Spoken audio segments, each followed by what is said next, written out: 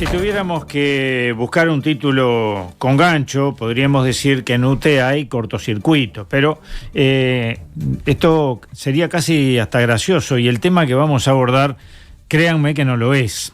Según publica Búsqueda, los grandes consumidores de energía, aquellos que contratan más de 1.500 kilovatios de potencia por mes, pagan a UTE un precio por utilizar sus redes. Esto se conoce como peaje. Y el Ministerio de Industria, Energía y Minería pretende limitarlo en un nuevo decreto que está en elaboración.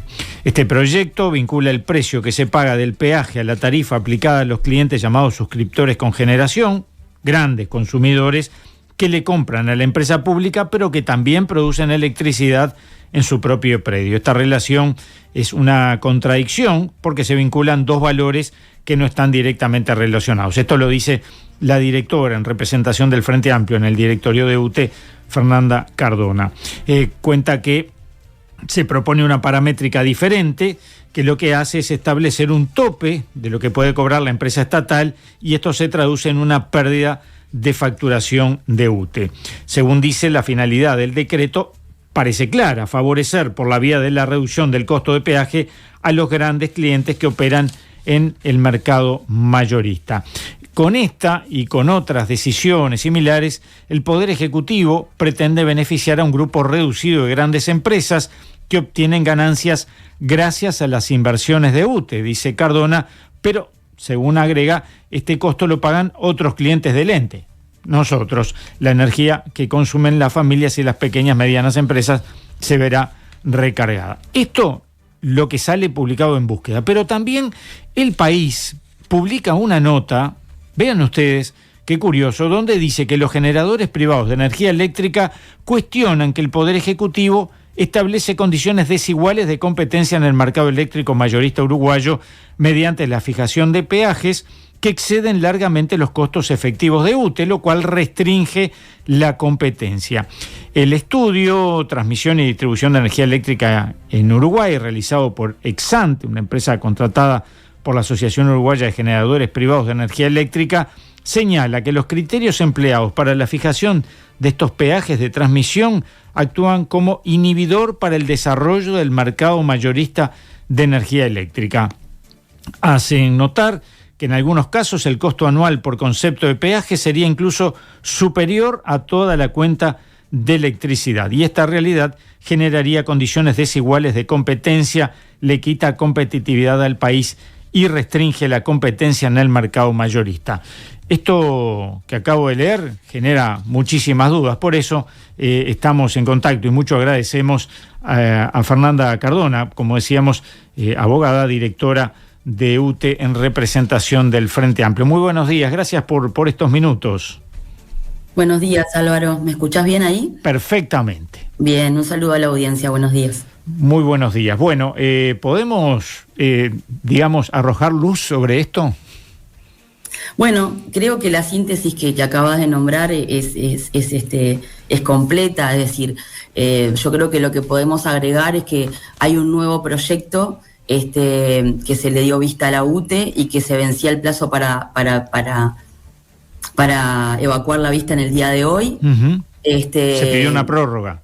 Y pidió una prórroga. Tengo entendido que, todavía no se concedió, pero tengo entendido que el Ministerio de Industria la va a otorgar, y tiene que ver con que el equipo técnico de UTE, los profesionales de UTE, están elaborando un informe donde claramente se van a estipular punto a punto todas las observaciones que en principio tiene UTE como empresa pública y obviamente van a dar su versión de todo esto que comentaste tú, y espero que el Poder Ejecutivo escuche primero a los profesionales de la empresa pública antes de tomar una decisión, ¿no? Uh-huh.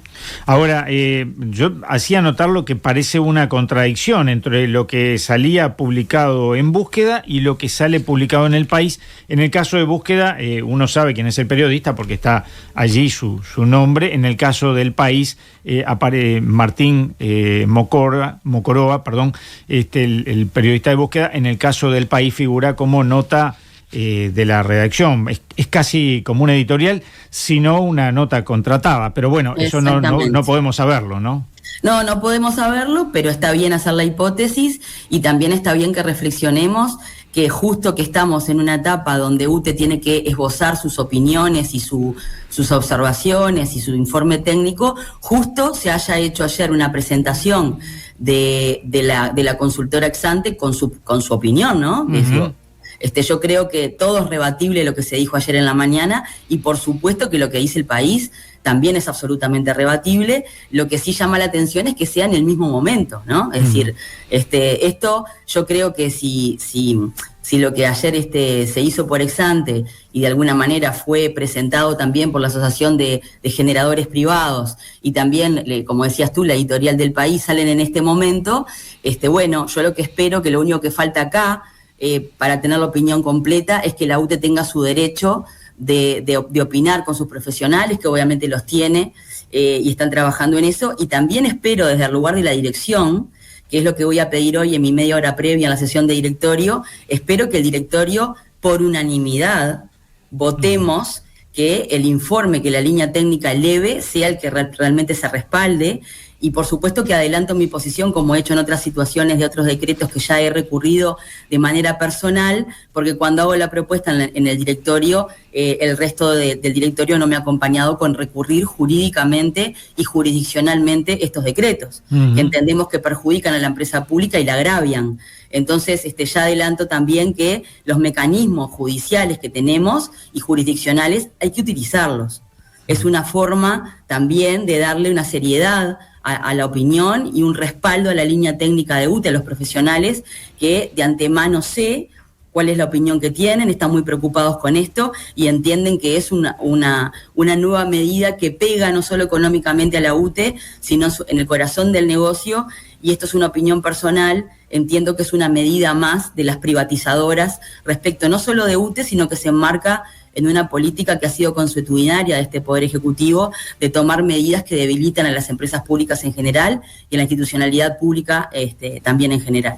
Esta decisión que se estaba de alguna manera procesando en UTE, según pudimos ver, no había sido de su conocimiento previamente. No, me enteré del borrador de este decreto extraoficialmente. Bueno, ustedes también saben que, bueno, también por mi tiempo de trabajo en la función pública, incluso en el Ministerio de Industria, conozco también los procedimientos que se llevaban adelante durante otros años y cómo era la metodología de trabajo, y cuando uno consulta a los técnicos si tienen en qué están, cuál es la realidad, si hay alguna discusión de este tema, obviamente te comentan que sí, que había un borrador de proyecto de decreto del Poder Ejecutivo que estaba por salir del Ministerio de Industria y planteárselo a la UTE. Y bueno, también es verdad que esta consulta mía y esta toma de conocimiento por fuera de la sesión de directorio también tiene que ver con seguir un hilo de trabajo que venimos, por lo menos en lo que es tema peajes, desde el 2022. No nos olvidemos que este es un borrador de decreto más de otros decretos que existieron y que de alguna manera empezaron ya a modificar lo que los profesionales de UTE y incluso de la URSEA, la metodología de trabajo que se planteaban, que se venía trabajando desde hace más de 10 años.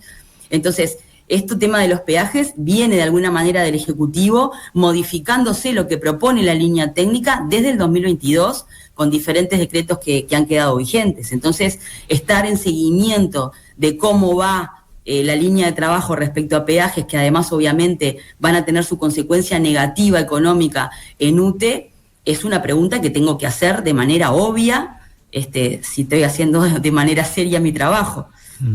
Hoy decíamos más temprano, iniciábamos con un audio del presidente de la República, donde hablaba de la importancia de las inversiones.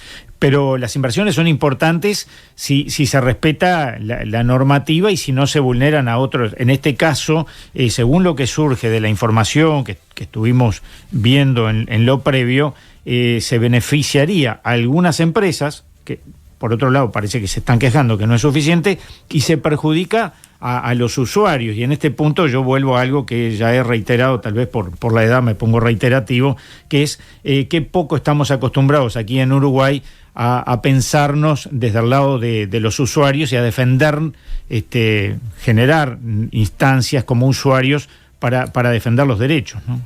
Sí, a mí lo que me llama la atención también, como decís Álvaro, incluso como ciudadana en general, ¿no? Con esta reflexión que me decís recién de las declaraciones del presidente de la República. Fíjate que si los empresarios dueños de algunas empresas han salido a dar su opinión y tienen su opinión válida, entiendo que la van a argumentar, que bueno, que el costo de la energía es caro y que no le dan la rentabilidad y demás, el presidente de la República es debería ser el primer defensor de la empresa pública, porque debería ser el que de alguna manera contrarreste los argumentos en el sentido de que tiene que defender los intereses de la empresa pública. A mí me llama mucho la atención que sigamos hablando de qué piden los privados, que está bien escucharlos, porque además hemos tenido una trayectoria de trabajo que demuestra que nunca se rechazó la inversión privada,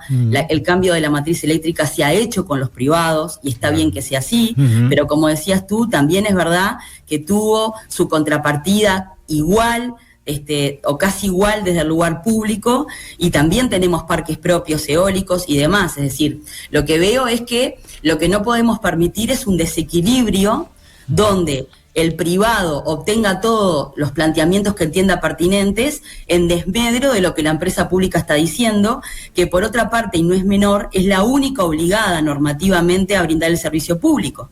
Entonces, si vamos a despojar esta discusión de un tema ideológico y simplemente vamos a ver cómo es una negociación entre pares de empresas, bueno, por la empresa pública tenemos que decir que en la negociación estamos perdiendo si somos los que ponemos toda la plata de inversión y nadie piensa en eso ni defiende la inversión pública hecha.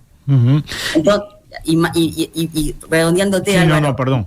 Y un poco lo que decías tú también, cuando el destinatario final de las ganancias que tenga UTE como cualquier otra empresa, y también se ha demostrado que ha sido así, porque este Poder Ejecutivo también está recibiendo año a año las transferencias a rentas generales de UTE, por lo tanto está recibiendo ganancias de UTE. Claro. Entonces mi pregunta es, ¿cuál es el análisis del Ejecutivo desde su rol de la principal dirección del Estado, del gobierno, en lo que es la defensa de la empresa pública? ¿Qué vamos a decir por la empresa pública? Si no lo dice el Ejecutivo, que es el que toma estas decisiones, por lo menos que se escuche a los profesionales de la UTE, que son los que están trabajando en decir todos los riesgos económicos y las consecuencias eventuales que tiene este decreto como colorario de otros decretos que han sido perjudiciales. Es lo mínimo que podemos esperar como ciudadanos.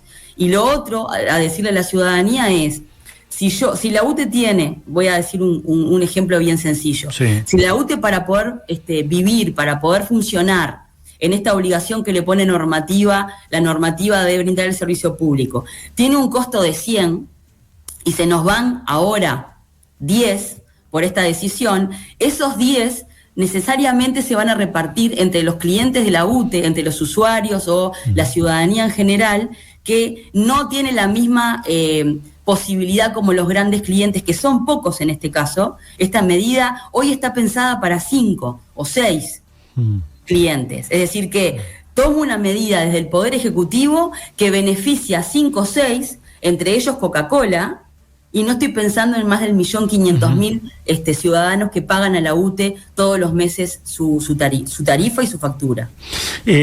¿Cómo incide dentro de esto? Estamos hablando de grandes empresas y está previsto la instalación de una gran empresa, hablamos vinculada al hidrógeno verde, que también sería una de esas grandes empresas. Bueno, eventualmente podría serlo. De hecho, hay un decreto del año 2023 donde ya el Poder Ejecutivo, con cierta antelación, brindó una bonificación del 50% que se pagaran los peajes para algunos proyectos de hidrógeno. Ya adelantó cuál es la posición. Entonces, yo lo que me parece que que tenemos que reflexionar en esto que hablábamos recién, Álvaro, es los proyectos que vengan a nivel nacional y que le representen al Uruguay una ganancia en sus ingresos, está bien que sean recibidos y está bien que sean reflexionados y que se estudie cuál es el proyecto. Lo que digo es que los tiempos y las formas de trabajo que se está teniendo en este periodo, entiendo en lo personal que no son los correctos. Uno no puede anteponer ciertas decisiones de bonificación sin saber cuál va a ser el derrame que ese proyecto te va a dar. Un derrame que no tiene que ver solo con un tema económico o solo para la UTE. Tiene que ser un derrame que tenga que ser social, que tiene que ser ambiental, que tiene que ser de conocimiento, que toque lo que se conoce hoy como el triple impacto, ¿no? Es decir, tenemos que tener la responsabilidad de que los proyectos que vengan, y está bien que se los reciba, como te digo, porque está bien que sigamos a la vanguardia. Uruguay ha demostrado, sobre todo con el cambio de la matriz eléctrica, que estuvo a la altura, pero tenemos que seguir con esas metodologías de trabajo que escuchan a los diferentes actores y también a la empresa pública. Porque lo que estamos diciendo acá es, ¿está mal que vengan inversiones? No, no está mal. Está mal que estudiemos proyectos de gran envergadura nacional que pueden representar una ganancia para todos y que puede representar ese derrame en políticas públicas. No, no está mal. Ahora, ¿qué le dejan al país, a la UTE y al país? ¿Qué le dejan a la gente? ¿Cuál es la consecuencia para las casas de todos nosotros? Porque lo que la gente me pregunta a mí cuando voy al interior, cuando hemos recorrido tantos lugares, y algunos en más de una oportunidad, te pregunta lo mismo que ha preguntado en la campaña anterior, ¿no? O cuando estaban cerrándose el periodo anterior. Bueno, ¿y cuándo me toca a mí? ¿Cuándo me van a bajar la factura a mí? Porque esa fue uno de los planteamientos que se ha hecho una vez y otra también. Y es lo que no ha pasado en este periodo. Y sí se han dado bonificaciones a grandes clientes. Entonces lo que estamos diciendo es, bueno, si hay dinero para repartir, que se considere a los hogares y a las MIPYMES. Claro, porque uno piensa que los contratos que se puedan hacer con grandes empresas, con grandes usuarios, deberían generar a su vez un beneficio para el ente, para el país y para el resto de los usuarios. Se supone que eso es lo que defiende una empresa estatal, ¿no? Sí, pero aparte hay que poder comentarle a la gente y poder intercambiar entre nosotros y dar la información desde nuestro lugar de todo lo que implica un proyecto bien hecho cuando tiene la envergadura de los que se plantean de hidrógeno, que hasta el día de la fecha ninguno se cerró de los grandes proyectos y sin embargo se han anunciado. Por supuesto que tenemos que seguir trabajando en eso y ver cuál es la realidad y como decís tú, cuál es el derrame. Pero lo que yo creo que está bueno conversar con la gente es lo que implica un proyecto. Por ejemplo, el de GIF. Tomemos el de GIF. El de GIF toca casi 3 departamentos o creo que 3 departamentos del Uruguay. Tiene que ver con temas de predios, de padrones. Ha representado a la Intendencia de Paysandú que la Intendencia y la Junta haya tenido que estudiar recategorización de suelos para poder poner allí el proyecto que va a implicar no solo generación, sino también obra en redes. A UTE le representa como empresa pública no solo discutir cuánto va a cobrar por energía, sino también cuánto va a necesitar para invertir para que la red esté pronta. Entonces, todas estas decisiones que el Ejecutivo toma son en contra de la empresa que va a tener que dejar todo eso pronto. Entonces, la pregunta obvia es, ¿de dónde va a sacar el dinero la UTE si nos siguen quitando la posibilidad de facturar en los negocios que además nos corresponden normativamente? Tenemos derecho a eso como empresa pública para poder afrontar eventuales proyectos que se supone que son nacionales y que este mismo Poder Ejecutivo está planteando. Bueno, nos queda allí mucho más claro el tema, pero también mucho más clara la preocupación, ¿no? que esto genera. Queda claro entonces también que de no tener un apoyo, digamos, en el directorio de UTE, lo cual no es previsible que ocurra, se recurrirá a instancias judiciales. Sí, yo lo he hecho en lo personal, ya lo he hecho. Ya hemos recurrido a otros actos administrativos y de hecho en algunos de ellos ya estamos en la etapa con el Tribunal de lo Contencioso Administrativo, cumpliendo, digamos, las etapas del proceso correspondiente, pero he tenido que recurrir de manera personal, es decir, con mi firma, porque, bueno, no he tenido el consenso o no el acuerdo del directorio oficialista en UTE, y este es otro de los decretos que creo que tenemos que recurrir jurídicamente, judicialmente, jurisdiccionalmente, que son términos diferentes, y agotar todas las vías que tenemos, además de lo que es comunicar a la ciudadanía y explicarles la situación, porque todo esto tiene una consecuencia negativa económica y eso hace que también la empresa pública, como te decía recién, se posicione en desventaja, no solo presente, sino futura en los desafíos que tiene. Entonces tenemos la obligación de comunicar a la ciudadanía las consecuencias de estas decisiones del Poder Ejecutivo. Y déjame una cosita chiquita que no es menor. ¿Cómo no? Claro. Y que tiene que ver con el tema de esta política también consuetudinaria de este Poder Ejecutivo, que de alguna manera toma medidas específicas y que son difíciles de trasladarle a la ciudadanía la privatización que implica esa medida. Es decir, estamos en una situación, yo lo vengo comentando y creo que es un tema que también tenemos que decirle a la ciudadanía, que se ha llevado adelante una privatización de las empresas públicas, en el caso de UTE con esto, que yo lo digo solapada. ¿Por qué solapada? Porque ya no se pregunta como en los 90 a la gente si está de acuerdo o no con la privatización de UTE o otras empresas públicas. Estas decisiones privatizan algunas medidas que tienen que ver con algunas partes del negocio y van de alguna forma privatizando todo el negocio y van quitando ingresos a la UTE que a posteriori van a ser consecuencia negativa para el país. Entonces está bueno el explicar por qué esto, que de alguna manera tiene que ver hoy con 4, con 5, 6 clientes, es una forma de privatizar de a poquito a la UTE. Uh-huh. Digamos que este gobierno herrerista superó al anterior, entonces. Bueno, habría que hacer un análisis de lo que fue, del punto de vista normativo de decisiones, habría que hacer un comparativo entre periodos objetivamente, pero lo cierto es que en el otro periodo se preguntó la forma que se encontró, y también tenía que ver con la coyuntura de ese momento, no solo en Uruguay, sino regional, de que había una ola de privatizaciones neoliberal con varias empresas públicas del Uruguay y de la región, pero en Uruguay se logró defender las empresas públicas y se votó que eso la ciudadanía no estaba de acuerdo. Bueno, a 20 años después, más de 20 años después, la forma de privatizar no es la misma. Evolucionó, entre comillas, la forma en que lo plantean, obviamente es más solapada, es más difícil de trasladarle a la gente, y por eso la obligación y la responsabilidad de mi parte de comentar que esto lo que quiere decir es que no solo pierde facturación la UTE, privatiza parte del negocio y abre la posibilidad de que los privados de alguna manera piensen en poder estar en negocios que hoy son de UTE, de la empresa pública, y que en futuro podríamos tener, el riesgo de perder esa parte de la tarea que lleva adelante UTE, porque cuando permito que se perfore, digamos, lo público, esa es una de las consecuencias, ¿no? Uh-huh. Entonces creo que esa es una de las cosas que tenemos que comentar con la gente, obviamente más allá de lo que es la consecuencia económica pura y dura e inmediata de lo que implica esto. Hemos tenido un intercambio en estos días en lo que es el estudio de este borrador, que nos está llevando a números que, bueno, ya se determinan de manera específica cuando esté el informe, pero se está manejando que en lo que le factura la UTE a estos clientes, por concepto de peaje, podría llegar a perderse en el entorno del 40% de lo que UTE factura por esto.